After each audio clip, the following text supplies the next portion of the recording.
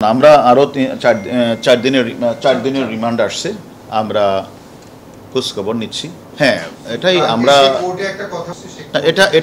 এটা তো আমি বলি, সে যে তথাকথিত মানবতার ফেরিওয়ালা সেজে বিভিন্ন মানুষকে প্রতারিত করে তাদেরকে এই কিছু বৃদ্ধ, অনাথ এবং তারা মানসিকভাবে ভারসাম্যহীন এই সকল লোকদেরকে পুঁজি করে তিনি যে বিভিন্ন জায়গা থেকে যে টাকা কামাচ্ছিলেন, এই টাকাগুলো তার অ্যাকাউন্টে জমাই হচ্ছিল, বাট সে কিন্তু কোনো টাকাই খরচ করছিলেন না, তাদেরকে চিকিৎসা সেবা দিচ্ছিলেন না।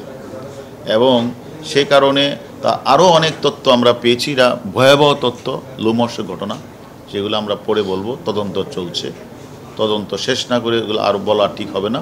তবে যে তার যে এই আশ্রমে যে কয়জন অনাথ, শিশু, বৃদ্ধ, প্যারালাইজড, মানসিক ভারসাম্য যে মানুষগুলি আছে, সে জেলে আছে, সে আমাদের কাছে রিমান্ডে আছে। আমরা মনে করি আমরা একজন বিশিষ্ট ব্যক্তিকে আমরা পেয়েছি, সে আমাদের কাছে কালকে আসছিল। তার নাম আলহাজ শামসুল হক, ফাউন্ডেশনের কর্ণধার।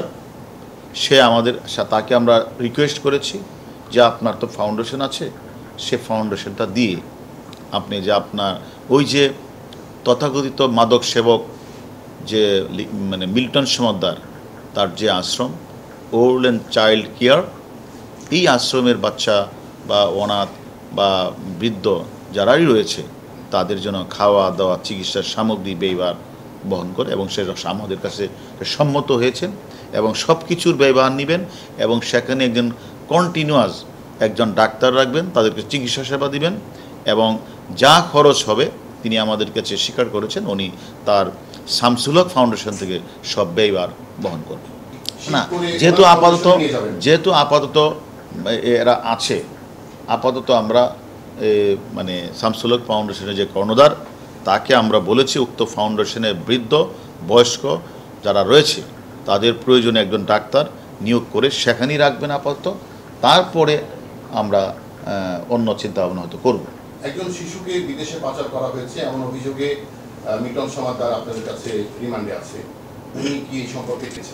আমরা যে সকল তথ্য তার বিরুদ্ধে অভিযোগ আমরা পেয়েছি, সেই তথ্যগুলি আমরা যাচাই বাছাই করছি। আমরা মনে করি যে সকল অভিযোগেই তদন্ত হবে এবং কাউকে কোনো ক্রমেই ছাড় দেওয়ার কোনো প্রশ্নই আসে না। আপনারা বারবার বলে আসছেন, সে তো নিজেই স্বীকার করেছেন। এবং তার যে অত্যাচারের মাত্রা, তার যে টর্চার সেল, আপনারা গণমাধ্যমে দেখেছেন যে পরিমাণ মানুষকে এই পিঠায়, এবং সে বাচ্চাগুলি, সে অনাথ বাচ্চা, শিশু বা বৃদ্ধগুলি যেভাবে চিৎকার করে, এটা তো আমরা যোগাযোগ মাধ্যমেই দেখেছেন। আমি তো মনে করি একজন মাদকাসক্ত ছাড়া এভাবে মানুষকে পিটাতে পারে না, এবং সেইটা স্বীকারও করেছে।